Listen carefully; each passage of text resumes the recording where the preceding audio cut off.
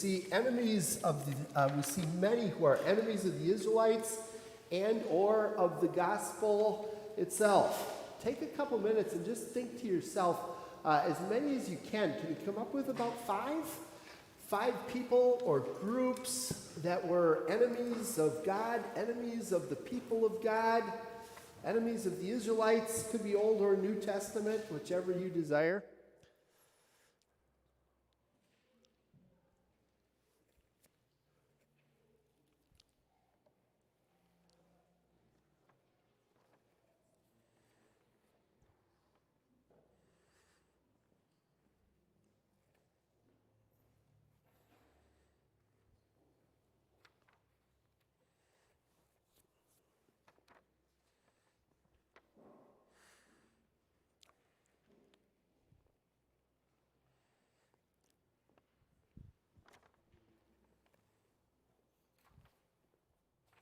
You're welcome.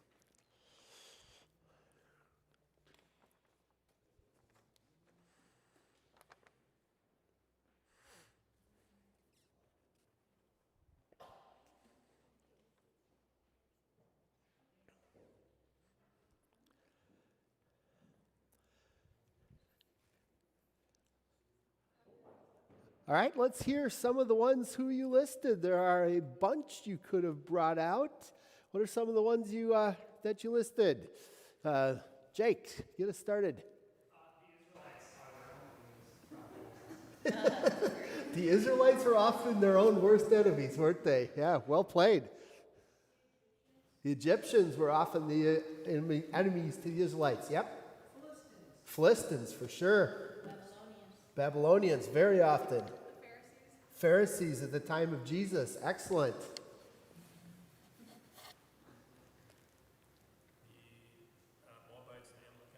The Moabites and the Ammonites and the Amalekites, all three of those. I added the Ammonites to them. But yeah, excellent. Excellent. Could the Samaritans fit in there? Yeah. There became great enmity between the people of Judea and the Samaritans, for sure. So the Assyrians and the Romans, yep, for sure. Ms. Schultz said Nebuchadnezzar, absolutely. Now stop and just think, there's a value in us being reminded that the church has always faced enemies. Talk to me. What are some reasons it's valuable for us to realize that the church has always faced enemies? See if we can come up with 3-4 thoughts. What do you think? Jake, get us started. So that when we face people who oppose us in our faith in the modern day, we got to realize that it's really nothing new. It's not like Christianity is suddenly coming under attack. Like every new generation goes, I can't believe Christians are under attack. It's like they've always been under attack from day one. Yeah, I think it's really valuable to be reminded of that. Mary, was that a hand up? No, okay. What else? Chris? It helps us to remember to stay focused on God and His provisions. We shouldn't be looking to other people to help us. Yeah, great point. To stay focused on God and His provisions and not be looking for others to rescue us and heal us. Excellent. Kevin?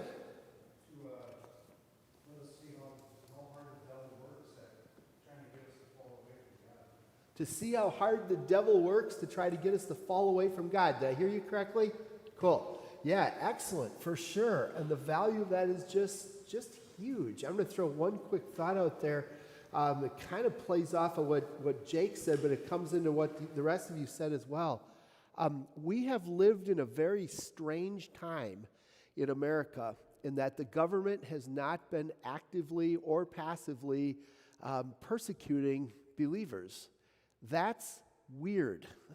The reality is when you look at the history of the world, it's far more regular for the church to be being persecuted by its government. That's the way it usually goes, which is why in the book of Revelation, the government is one of the beasts, because the government is often trying to attack Christians and Christianity. And so for us to realize that, the blessings that we have had and to some extent continue to enjoy is wonderful, but to not be shocked if that changes. Because the normalcy is for Christians to be under attack by its government. That's the normal way. And guess what happens to the church when it's under persecution? It thrives. The church tends to flourish when it's under persecution.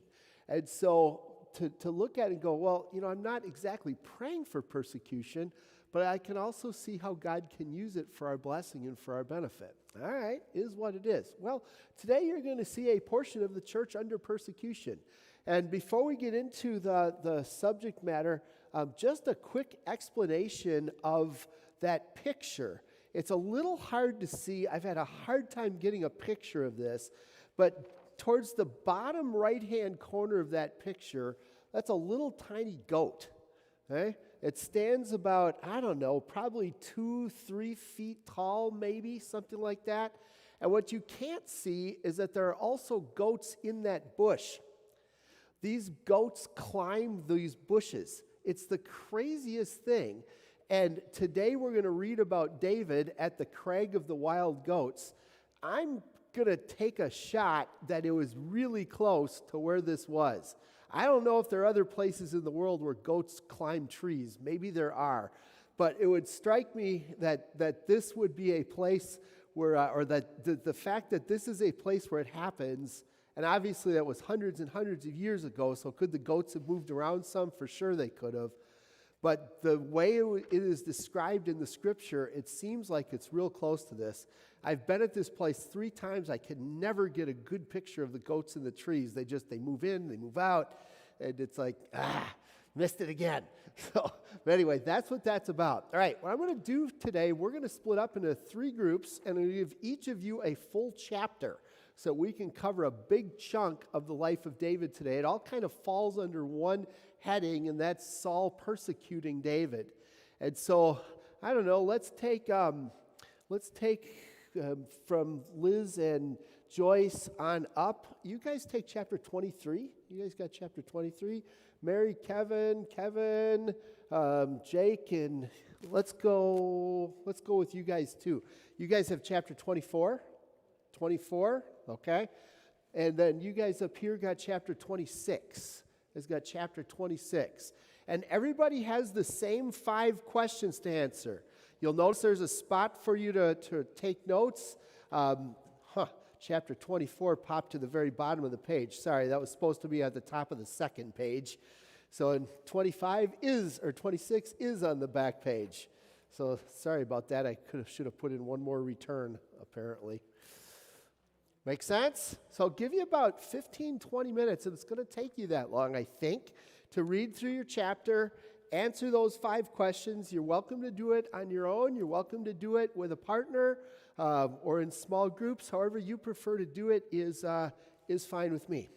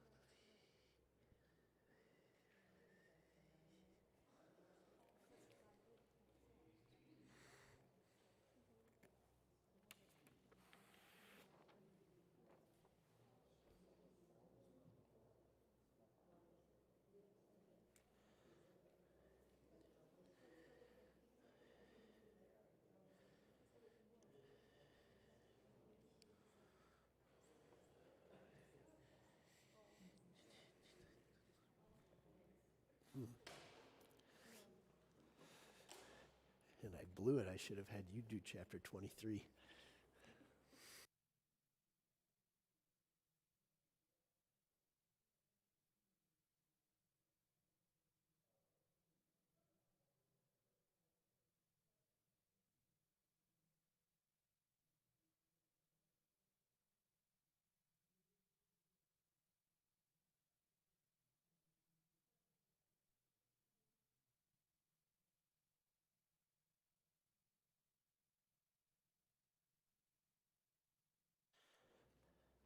All right, let's go ahead and start talking this through. If you didn't quite get done, that's fine. We're not grading these, so it's all good. But hopefully you pulled some stuff out. We'll have a chance to talk it through. First, if somebody would be willing to kind of talk through the chapter, because remember, you each read one chapter, and so the rest of the group doesn't know what's in your chapter or may not remember it as well. So can I get a volunteer from this group to explain a little bit and briefly what happened in chapter 23? Megan, got it?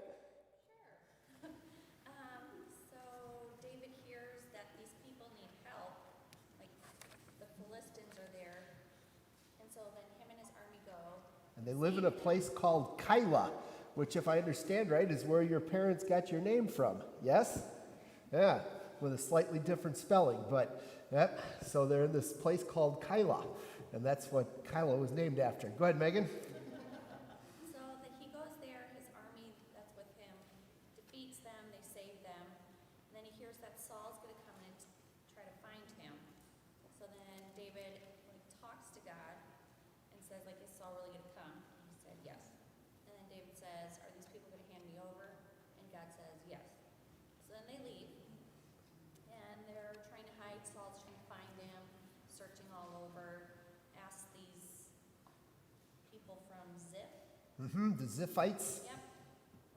Will you help me find him? And they say, sure. So then they're all trying to find him. David and his army of 600 are trying to hide. Jonathan comes to see him at one point. They make a covenant.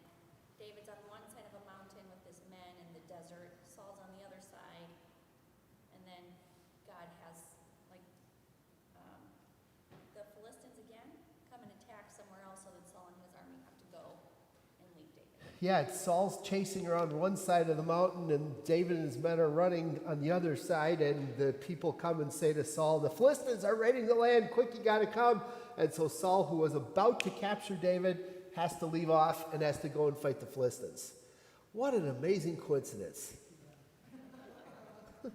Yeah, and so obviously that was one of those there where you look at the guiding hand of God and you just say, yeah, God is absolutely even working through the enemies of his people, the Philistines, to bring blessing to a part of his church, to bring blessing to one of his people.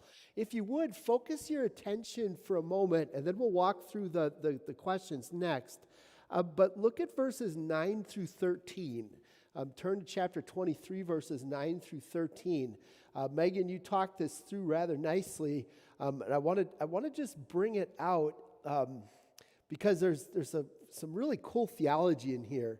So you look at verse 10. David said, "O Lord God of Israel, your servant has heard definitely that Saul plans to come to Kyla and destroy the town on account of me. Will the citizens of Kyla surrender me to him? Will Saul come down as your servant has heard? O Lord God of Israel, tell your servant." And the Lord said, "He will." And David asked, "Will the citizens of Kyla surrender me and my men to Saul?" And the Lord said, "They will." So David and his men, about 600 of them, left Kyla. And when Saul was told that David had escaped from Kyla, he didn't go there. Now, stop and think. What did God know?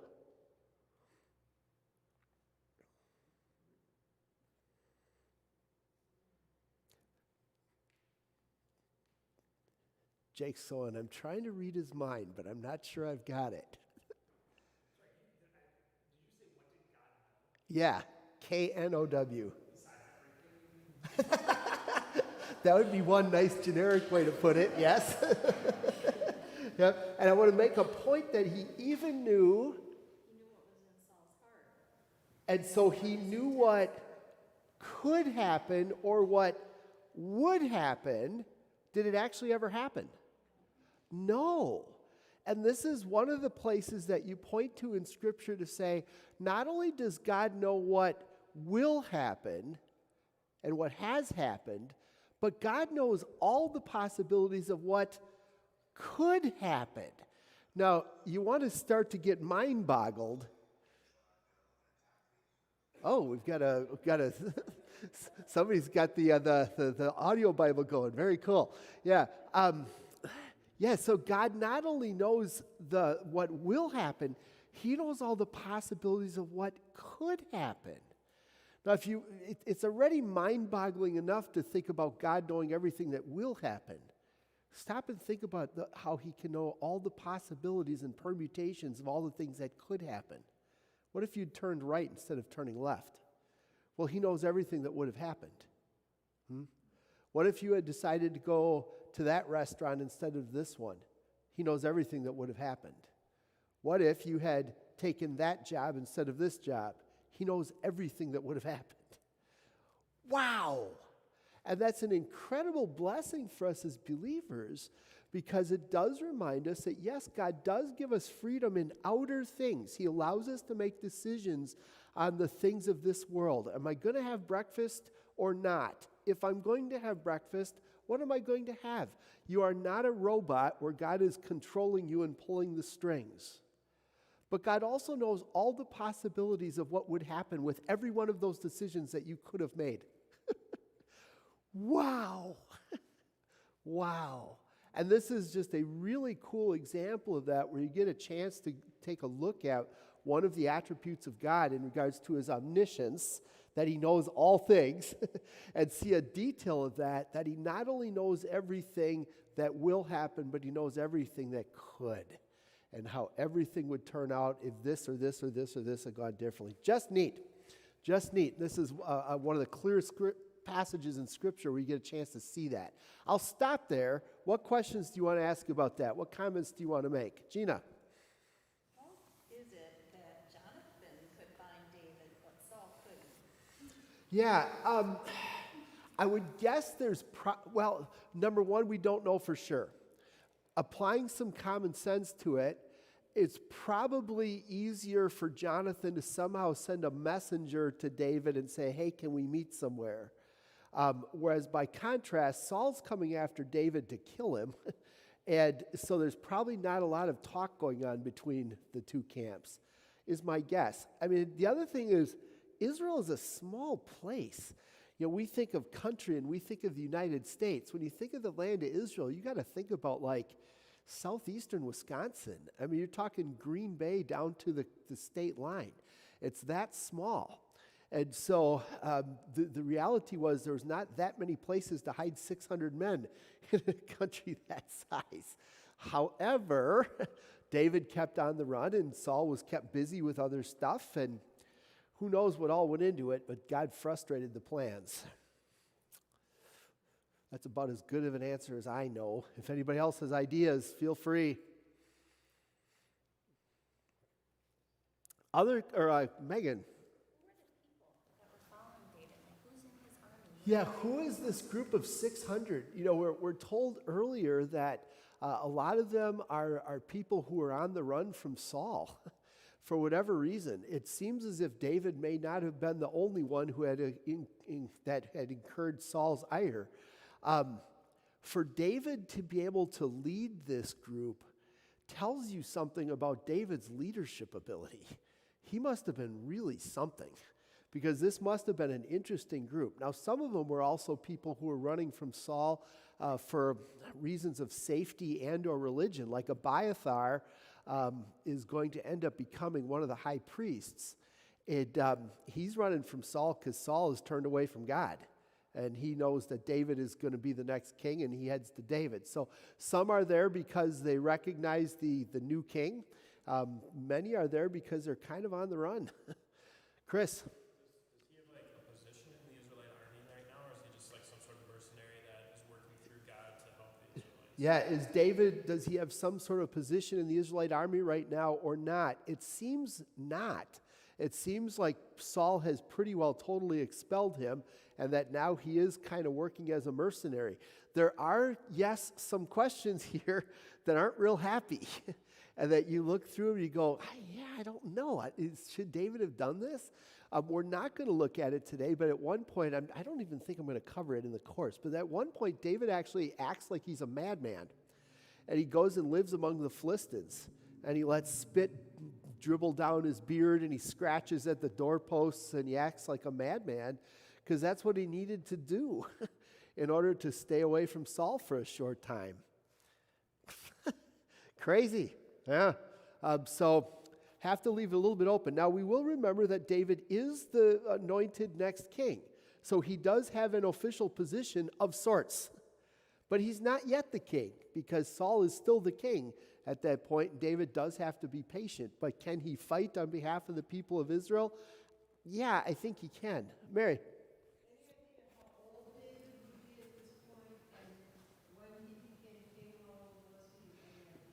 I think David is about 30 when he becomes king, but I am going off of memory on that. You want to do a quick search? Would you mind? I looked it up. You looked it up? Yeah, so he was 31 when he became king, and then he was 70 when he died. Okay, yeah, because he rules for 40 years. So, all right, so that tells you that he's in his mid-20s here, which, again, that he can lead this group is pretty astounding. And in this chapter that we skipped, chapter 25, he has them protecting a guy named Nabal, who, that's the Hebrew word for fool. And he protects this guy named Nabal, who is very rich, and David makes sure that none of Nabal's stuff gets stolen. Well, how do you take a group of semi-ruffians and soldiers and discipline them in such a way that they don't steal from a rich guy who's right there, who's probably got far more provisions than they have? We don't know how David and his men were getting provided for. Go figure. But he did. He did. And so you learn some things about David's leadership ability from all this. All right, let's walk through these questions quickly. In what ways was enmity shown to David in your chapter? We're looking obviously to the chapter 23 people. Megan, go ahead. Well, the citizens of Kyla were willing to hand David over after he had saved them. Saul and his men searched endlessly to kill him, and then the Ziphites were willing to help Saul. Yeah, the people of Kyla are particularly troublesome because David went and rescued them. So David goes and rescues him, and then stops to hang out with them, and yeah, they'll turn you over. Wow, that's a lot of thanks, huh? For sure. How do you learn? How do you see God's protecting love? What were some ways you saw God's protecting love in here? Want to keep running, Megan? God actually spoke to David. God sent Jonathan, it says, I said to comfort him, but it says here to... It's in verse 16. Strengthen God. Yeah. Strengthen God. And then you just see, like Chris said, God's manipulating the whole thing. So it says God did not hand him over to Saul. Yeah, excellent. Jonathan is just such an interesting character in the Bible. His devotion to David, his loyalty to David, was amazing. And yet he continued to serve his father fully as well. We're going to find out Jonathan's going to die on the battlefield along with his father. But his loyalty to David is amazing, particularly when you look at, there should have been jealousy here. There just should have, but there wasn't. And just a very amazing character Jonathan is. We can learn about how God would have us treat our enemies. Probably not quite as clear from your chapter, more clear from other chapters, but go ahead, Chris.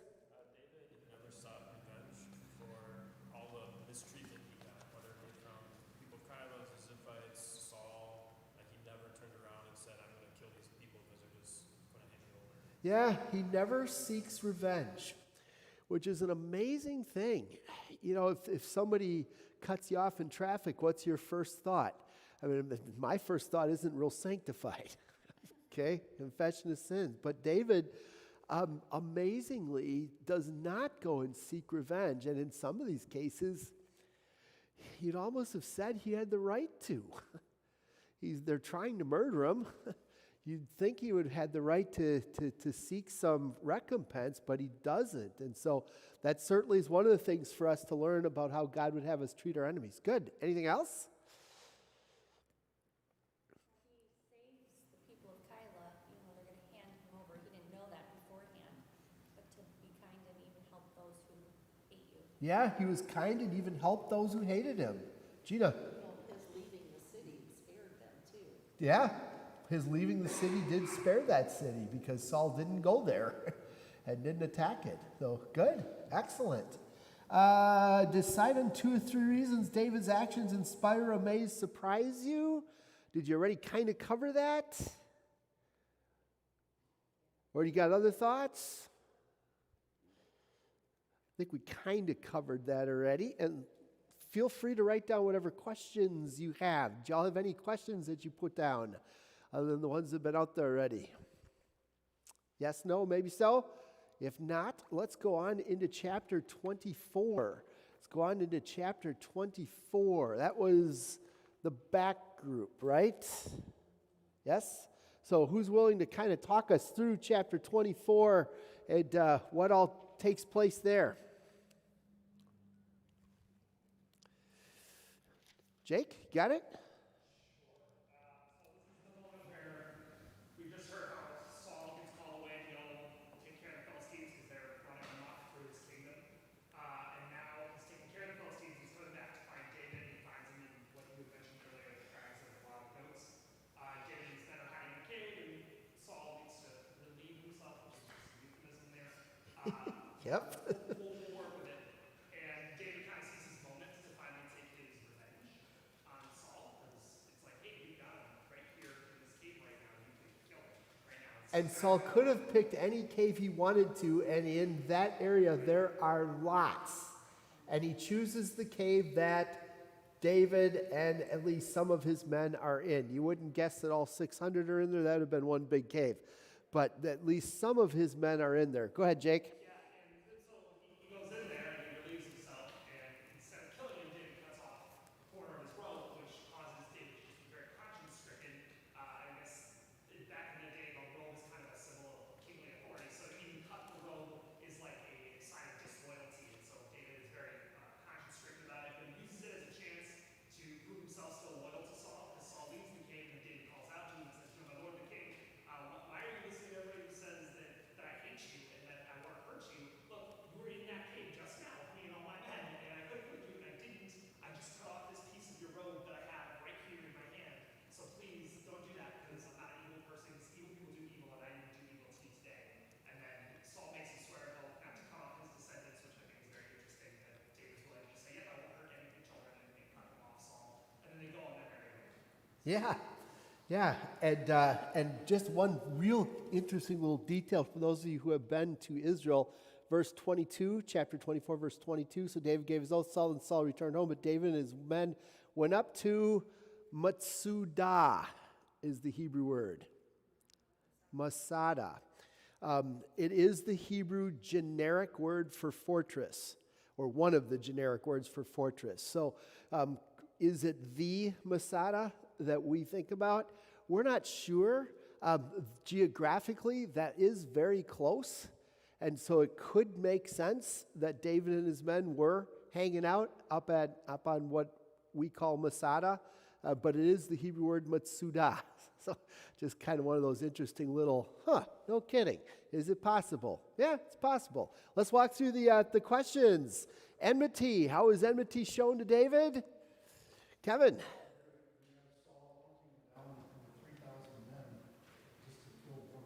Yes, you got Saul going after him with 3,000 men to kill one person. You think about the impact that this had on the Israelite nation. You know, Saul is making use of the resources and the manpower of the Israelite nation to go after David in something that is absolutely foolish, right? And yet it's all this wasted time, effort, energy, just wasted. And so it's an example for us of how when we sin, we can impact not just ourselves, but we can impact a whole bunch of people around us. Kevin. I realized this was not a democracy they were in, so Saul didn't have to justify his actions to the voters. But yet,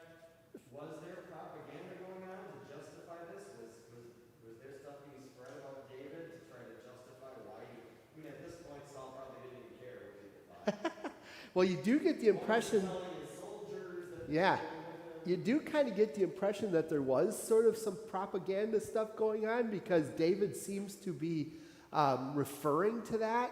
You know, when he talks, when he makes his defense to Saul there in chapter 24. Where is it? Yeah, verse 9. He said to Saul, "Why do you listen when men say David is bent on harming you?" So apparently it was coming from somewhere that there was some sort of lies that were being told about David. And David does use this instance. I cut off the robe. I could have cut you, and I didn't. And so David uses that to just say, look, you know, here's some objective evidence that what's being said about me or what you're saying about me is just not true. Just not true. So good. How did you see God's protecting love in your chapter? Katie. Not only do we see that Saul doesn't kill David, but that David doesn't kill Saul, so God not only protects us, but he also protects our enemies because they are his children that he has created.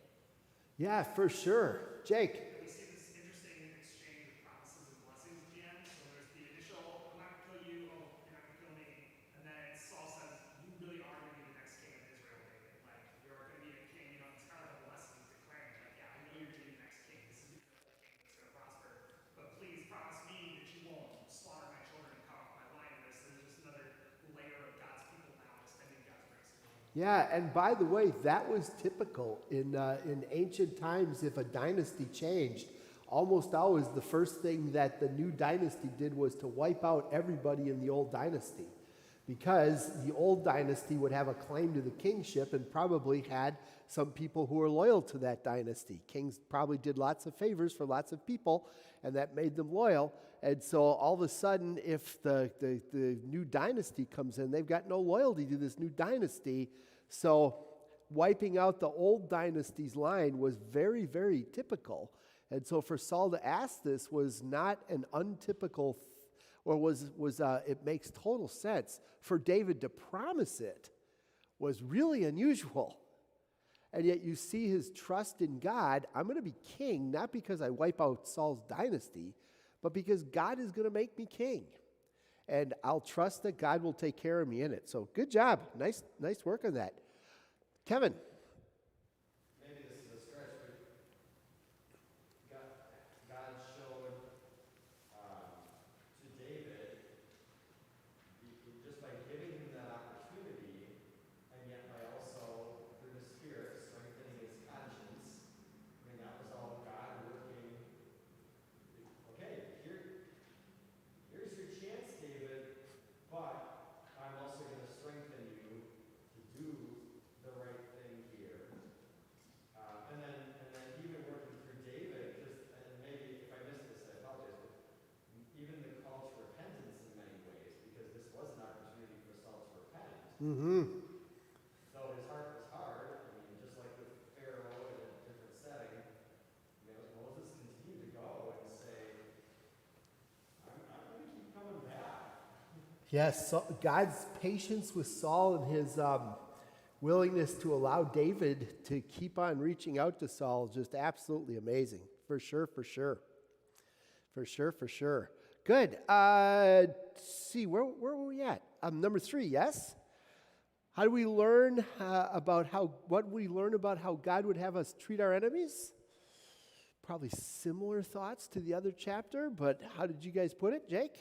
I really like the phrase from David. He uses this old, I don't know if it's Hebrew proverb or just something that went around, from the evil hand comes evil. Like, good comes from good, and it's this message that resonates through the Bible that, your character is consistent regardless of your situation. If you're a good person, you will do good, you'll act justly. And David said, even though I'm in a situation where he could have justified killing Saul, even though all kinds of stuff, he's like, oh, I'm justified, because, this guy's trying to kill me. He's like, no, good people do good things regardless of their situation. I'm being ethical and just person. Yeah. Yeah, excellent thoughts. And of course, David is going to have some oopses along the way. That's for sure. We'll hit those later. But that the general rule is, that the person who's been blessed by God with a believing character, that is going to show itself consistently. We're going to have our oopses for sure. That's why we need forgiveness all the time. But from a good person comes good, and David does that here. Boy, the opportunity for him to strike Saul down is just right there. Not only is he in the same cave, but Paul is busy relieving himself. He is not exactly on guard, right?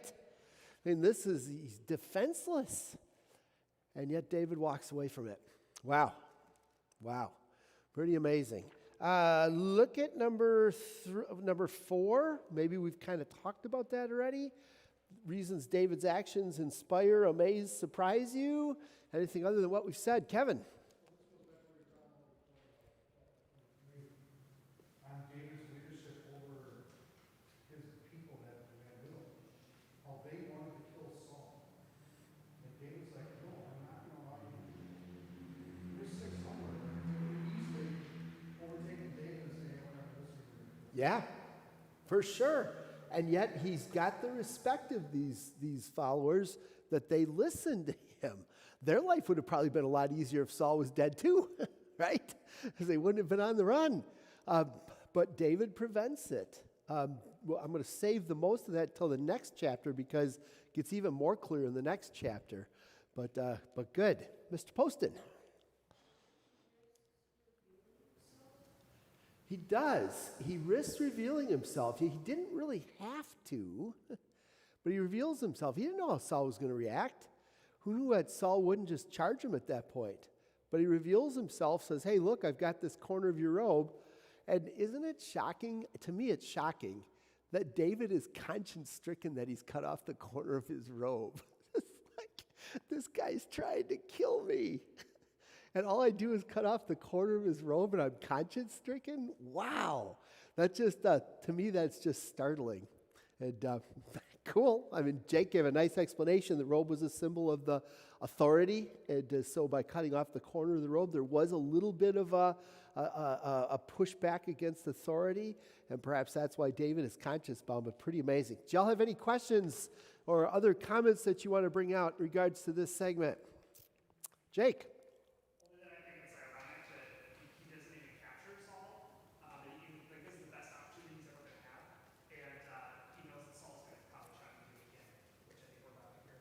Which we're about to hear about, yes. Saul makes this wonderful promise, oh, David, you're more righteous than I, and you're safe from now on, and yeah. I don't think David wasn't very trusting of that promise, because where does he go? To the stronghold. He goes to Matsuda, to that stronghold, to hang it out. Let's go to chapter 26. And who's willing to kind of talk us through? That's you 5 up here, right?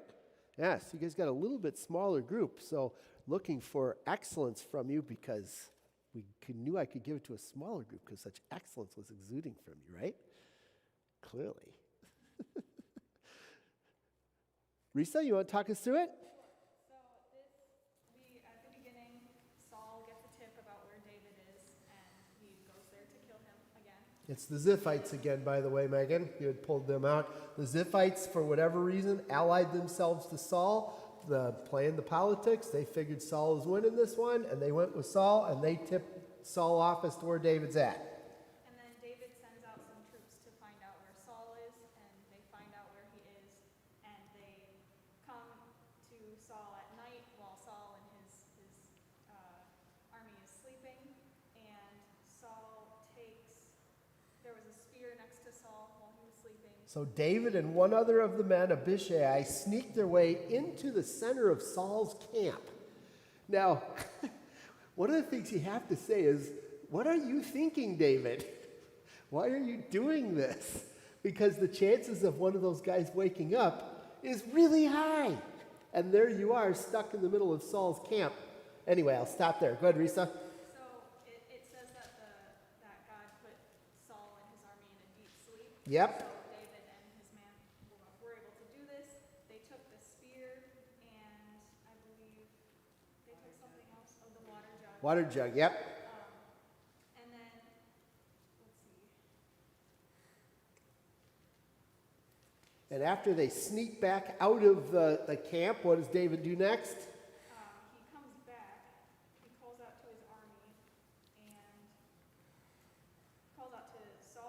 Mm-hmm. And Specifically calls out to Abner, who is the head of the army. And then Saul recognized David's voice and asked if it was David again. And then David kind of calls out Saul and says, again, why are you pursuing me? I didn't do anything. Mm-hmm. And then Saul realizes, he says that he has sinned. But I noticed something significant about this. He just says he has sinned. He doesn't say, I have sinned against the Lord. Good point. And then David gives the spear back, and David blesses Saul, and they part ways again. Yep. Yep, and Saul actually blesses David too. Notice though that David does not go back to Saul to return the spear. He has one of Saul's men come and get it. Because I don't think David trusted Saul at this point. Would you have? Yeah, no, I would not have either. Let's walk through the questions. In what ways was enmity shown to David? Anybody? Second time, he sent that same army back, even after he said he wouldn't. Yeah, Saul had been chasing David. Then Saul had given his word, I'm not going to chase you anymore. And now he's after him again. I mean, so this is even worse in some senses because it's doubling down on something he's already promised to not do. Gina. They're also driving David from his, what he calls a share of his Lord's inheritance, or from the land. And he, in one instance, is saying he doesn't want his blood going into that land there. He wants to be back in his homeland. Yeah, David was a Bethlehemite, which is just barely south of Jerusalem. And here he is running, 40 miles, give or take, 30 miles to the southeast in what is just the most dry, barren, desert area you can imagine. The Dead Sea area gets about 1 inch of rain a year. Count it, 1 inch a year. And, we get 40, 50 inches of rain a year, something like that. If we go for a couple of weeks without rain, we go, man, it's getting dry. Well, you got to see the Dead Sea area. It is so dry. And that's where he's running around. Man, that's tough. That's just tough. And he's been doing it a while now, too. Good. What are some ways that you saw God's protecting love? He's still forbidding David to kill Saul. He's still protecting Saul. He also puts the army in that deep sleep to help out David in that sense. Yeah, excellent. So he both strengthens David to not do something that's wrong. And if you would, take a minute now and look at chapter 26, verses 9 and following. Verses 9 and following. What is David's basic argument there to Abishai? Abishai is like, man, we're right here. This is war. There's a spear. I'll take the spear. He's asleep. I'll drive the spear through him. I won't need to strike twice. I'll have him with one shot. This will be done. What's David's argument?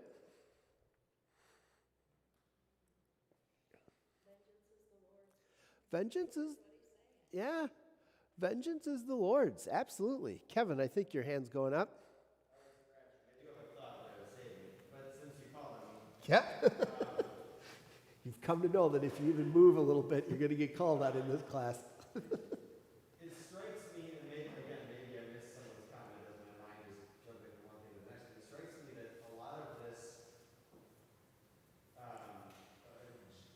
David stepping out of the cave and announcing, apparently to Saul's men as well as Saul, and here announcing to Saul's men, not just Saul, is partly for the sake of, I don't want to take anything away from the good heart that seems to be behind this, but it's also a forward-looking move in the sense of these are going to be my men someday. Mm-hmm.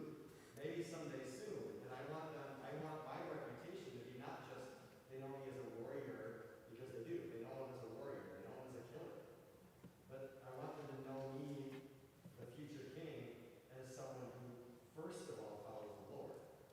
And who, yes, we will be warriors and we will kill in service to the Lord. But to try to get a different reputation from Saul's. Yeah, absolutely, which probably would have led some of those men to be questioning Saul. what is he doing? Huh? David could have killed him. He could have done it twice, and he didn't. Why is Saul chasing him? I think absolutely that you're onto something. David also has very good rationale for not killing Saul. David doesn't have to kill Saul. Why?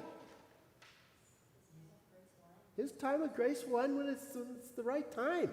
He's going to go off to war, and he's going to be killed in war, or God's going to strike him.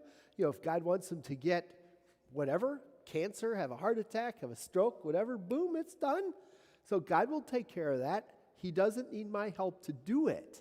And so in so doing, David is showing A, great trust in God to take care of this, and B, great respect for the gift of life, as well as the office of the king, which he will one day have. I think I see Risa, and then Mary, was your hand up? No. Okay, Risa. So we know that David keeps calling Saul the Lord's anointed, but we know that the Lord has left Saul. So why does David continue to call him the Lord's anointed? Is it because God is telling him directly this? Because we know that in army that it's okay, or in war, it's okay to kill the leaders that are against the Lord. So why is he still calling Saul the Lord's anointed? Yeah, why is David still calling Saul the Lord's anointed? Because A, Saul has unfortunately more and more clearly left the Lord, and we have been told that the Lord left Saul, but we don't know how much that was known, or is that just an insight that God gives us through the narrator, so that we realize that what's going on here? So we have to leave that a little more open. And since David himself is anointed, I'll add that to your thought, Risa. Since David himself is anointed, the reality was Saul was still the Lord's anointed. God had placed him in position as king. And because he was in position as king, he was the one that God wanted in the kingship at that time. I don't remember which election it was, because this has implication for the upcoming political stuff. I don't remember which election it was, but the day before the election, I think, it might have been the morning of the election, I don't remember for sure, I sent out a devotion to my congregation entitled, "We Thank God for the Election Results." We, of course, didn't know what the election results were yet, because the election hadn't yet happened. And yet, I've sent out the devotion, "We thank God for the election results." Why? Because no matter what the results were, you could absolutely know that God was the one who put that person in charge. Now, it may very well be that he or she may have gotten there by unjust means. It does not ultimately mean that God doesn't have that person in place. He does. And so as you look at the upcoming election, you can thank God for the election results now, no matter what those election results might be in November. And then after the election happens, thank God for the election results. Whether or not it's happy on your part or sad on your part, if it's the one you would have wanted or not. It's okay. Ultimately, God knows. And that's part of what's going on here with David. Yes, Saul is making a huge mess out of it right now, but ultimately God put him on the throne, and God still got him there. If God wanted him off the throne at this point, God would have taken him off, and that God would have struck him dead or allowed him to get killed in battle or something like that. Follow up? Yeah, it's a slight tangent. How do we explain to people then using that logic for leaders like Hitler or of that sort? How do we use that? Thank God we get to say, we don't have to figure out how God brought good out of this. God wanted Hitler in leadership at that time for some strange reason that I have no clue. But did God bring good out of it? Apparently he did. Now, I'm not going to try to explain what that good was. Well, one of the goods was saving that church there in France with Mr. Schultz and his men. God can bring good out of anything. And sometimes it's that his church gets persecuted, and because they're persecuted, they get strong. And they're able to share with more people. You know, one of the cool passages that lots of people love, is we know in all things God works for the good of those who love him or are called according to his purpose. We know that in all things God works for good. The Greek word that's used there, in the Greek there's a number of words that mean to know, and they all basically mean to know, but they do have nuance. And the Greek word, there's one Greek word that means to know by experience. So, I know Adam. He's my son. He lives in my house.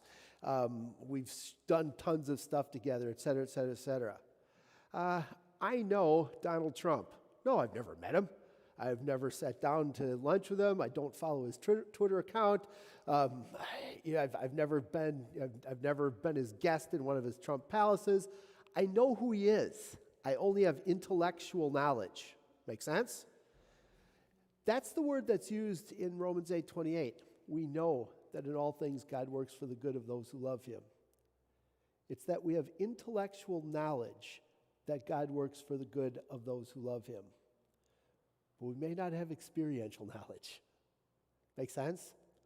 That our job is simply to know that God has promised he's going to bring good out of all things. It's not our job to figure out how he's doing it. That's his job. And thank God he knows what he's doing. And so he knew what he was doing here with Saul. He had Saul on the throne for whatever reason. He kept him on the throne until the time was right. Chris? Well, to tie it back to the other doctrine that we talked about at the beginning, like God knows all this if stuff. Yeah, great point, Chris. If David had killed him, what would have happened? Yeah. And if Saul had died in battle earlier and David had come to the throne when he was 22, or if Saul had had a heart attack and died and David had come to the throne when he was 25 instead of 30, he knows all the possibilities of what would have happened, and apparently it wouldn't have been good. So, yeah, thanks for bringing that back up. That was an excellent point. I'm a history guy, so like if Hitler had never come into power, then what would have happened with the communist bloc? That would have been that much more powerful, things like that. So, I mean, there is logical things to explain why God has things happen. But Yeah, sometimes you have a chance to look back at the history and you can say, you can kind of see how God worked that out. A lot of times you just kind of go, I don't know. I don't know. Yeah. Let's look at question number, let's go to the very last question, shall we? Yeah, let's go to the very last Taking It Home section. This series is entitled God's Healing Touch. Perhaps it didn't feel self-evident that this segment was full of God's healing touch. On your own, try to figure out 3 ways that you see God's healing touch in today's segments that we looked at. Do it on your own, 30 seconds, and we'll just take some thoughts.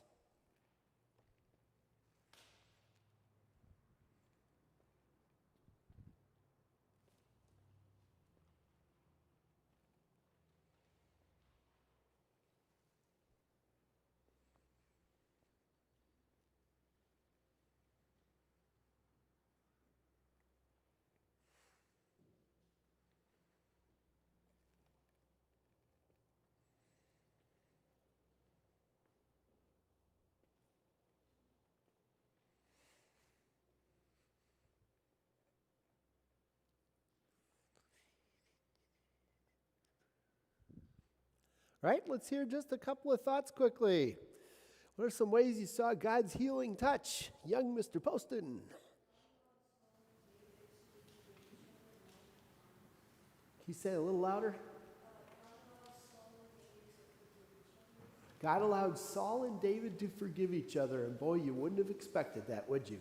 How heartfelt Saul's forgiveness of David was is hard to know, but there was something there. Gina. It seems like God was working through David to try and turn Saul around and give him chances and chances to repent.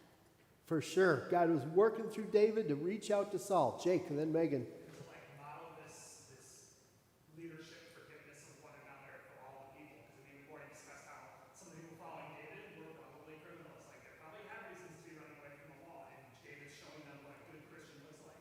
And then we never know how much that turns the hearts of other men and women when we just show a good example of God's grace. Excellent. Good thoughts. Megan. That was it. Ooh. Yeah, cool. How are these things going to help us in our lives of faith in the upcoming, this week? this month, this year. How are some of these thoughts going to help us? Chris? I know that no matter what, God has a plan for our school, even though Milwaukee Health Department is being what they are. Yeah, probably a good, did everybody hear what he said? He said, I know that God has a plan for our school, even though the Milwaukee Health Department is not apparently being our friend right now. Yeah, God has a plan. He knows. Mary?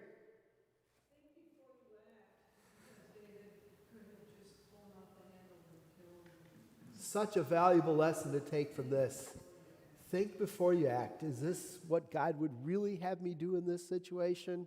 Yeah, excellent. Good. Any others? Megan? Even when people treat you poorly, do your best to respond with grace and mercy. Even when people treat you poorly, do your best to respond with grace and mercy the way David did here. Yeah. And in the end, of course, it all worked out just fine for David as he did ascend the kingship at the right time and in the right way. All right? Well, I'm going to cut it off there. It's 10:30. So if you've not yet worshiped the Lord, come and worship the Lord. If you've already worshiped, go in joy and peace, knowing that you are one of God's wonderful children. Have a great week. Next week, we'll study, I think it's Saul and the Witch of Endor. I didn't look forward, so I'm not exactly sure what the next lesson is. I think it's Saul and the Witch of Endor, though. So, Saul and the Witch of Endor. Yeah, the end of Saul's life, which is, wow, so tragic. Yeah, if you have the Bibles, if you could return them and get them back in the thing here. Thanks. Thank you, guys. Throw it right into the thing there. Perfect. Thank you, Ms. Schultz. Yeah, got it, Liz. Thank you. Good job, ladies. Whoop, thank you, Eric.